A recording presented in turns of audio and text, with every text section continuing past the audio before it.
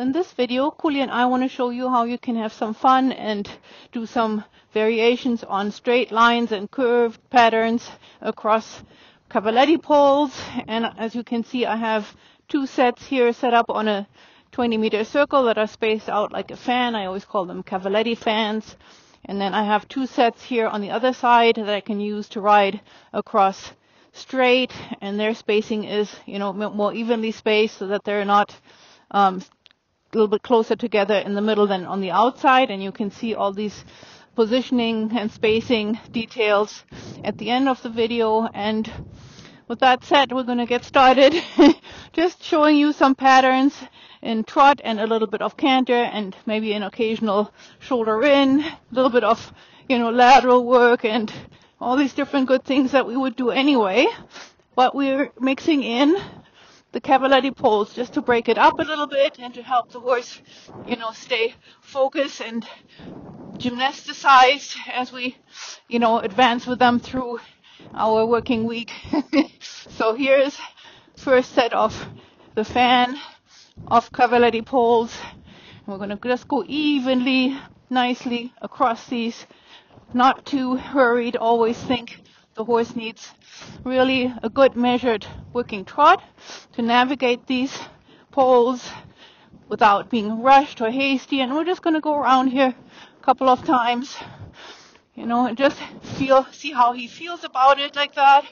Not so bad. So then we're going to go across one more time. Good boy. So then we're going to go straight and just down a little bit of an inside track here away from the outside track, which is always good. And gearing and focusing to go across here, right across the center of these poles. Yeah, good boy. And as always, most horses have a little bit of anxiety at first when they go over these poles. And I'm just going to, let him feel both versions, the circular ones and then the straight ones, just alternating, easy going, trying to be as regular and rhythmic as I can. I'm just going to go straight again here. And I can tell already that he's, trying to get a little bit, speedy with me. So then I do the opposite. I make him actually slower and make him pay attention to my seat and my aids. And that way, we're not hopefully jumping any of these things, because Cooley does have a jumping background. And so sometimes, I've had him jump the whole 3 sets of poles in one fell swoop. So we live and learn. I'm going to change directions here. Just keep it, as I said, at a nice regular measured trot. I'm going to go again over these straightly positioned poles right here. Good boy. So very nice. And then right around here, just ride a generous little curved little space. Good boy. So. And then straight again, starting to feel him really nicely coming a little bit more freely across his back with his movements. Oh, good boy. It's really nice. So we'll do it one more time here. So, good boy. So, and then to mix it up, I might, throw in a few steps of shoulder in, just so that, we have a little bit of variety and it's not just round and over the poles. Now, it all depends on, of course, the level of expertise of your own riding and of that of your horse. So if it's something that's still fairly new to you, then, maybe stay away from the shoulder in. But, if you have it sort of practiced, pass off, yeah. So I just had to make sure that he didn't run here and jump again. And sometimes I use my voice. I like to use my voice to help the horse understand, pay attention to what we're both wanting to do, not just what one of us wants to do. So shoulder in again, a little bit, doesn't have to be a lot.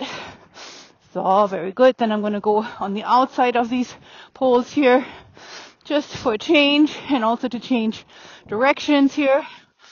Always make sure that your horse is in a good place with everything and that you're doing everything evenly to each side.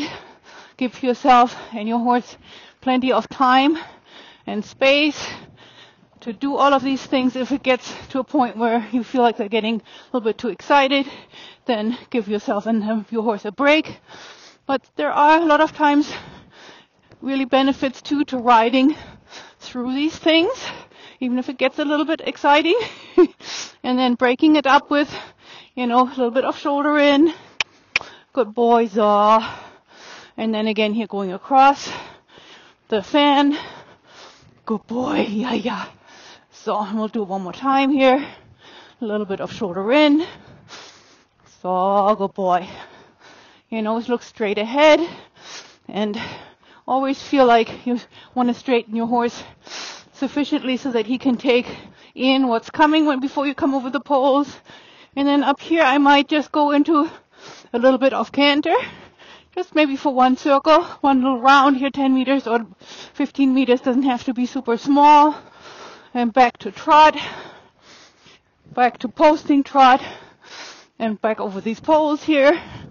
And of course by now then you have to kind of think, is this a good idea for me and my horse to mix all these different elements all in one fell swoop, just like I'm demonstrating right now? Sometimes it's better to break these things up a little bit into smaller portions. But, I'm just going to keep riding, giving these different patterns and these different exercises a little bit of a try, just to demonstrate it. Again, across here, these straight poles. Boom, boom. Very good, my shots. So sit the trot a little bit, and then back into the canter again once, one little circle here. So, good boy. So, breathe out, trot again, posting trot, and one more time across the straight set of poles here. Yeah, good boy. So, and then, I might just let him stretch a little bit. Maybe we'll just go on the outside of these poles and just let him have a break. And then, we can do more, or we can do other things, whatever you want to do on any particular given day. But, this is kind of fun, and it's a way to engage yourself and your horse creatively and physically and psychologically in a little bit of a challenging way. And it's fun. So, thanks for watching. Hope you'll enjoy trying some of these things on your own, and happy riding. Good boy, Cooley. Thank you so much. Oh boy. Okay.